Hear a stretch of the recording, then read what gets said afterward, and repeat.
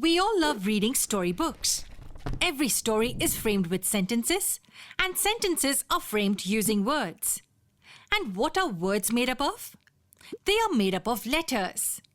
If you notice, then everything around us is made up of one or the other smaller entity. These small entities are called basic units. Did you know that even our body is made up of basic units? Yes, it is.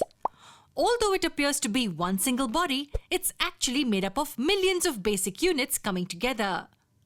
What are these units called? They are known as cells.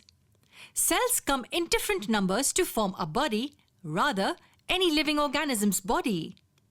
Can you guess the minimum number of cells required to form an organism's body? Do you know the answer? There are organisms which are made up of only a single cell.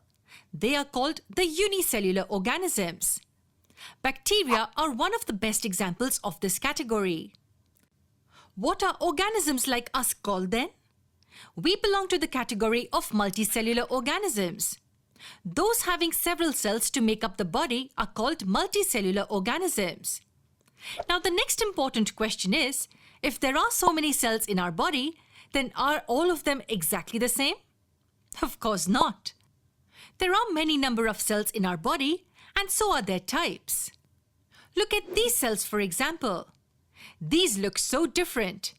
But astonishingly, all three are a part of our body. This one is an ovum, this is a neuron, and the last one is a red blood cell. Their structures, shapes, sizes are totally different from each other, and so are their functions. This is how various types of cells come together in different numbers to form our body. We have this knowledge today, but ever wondered how all this was actually discovered?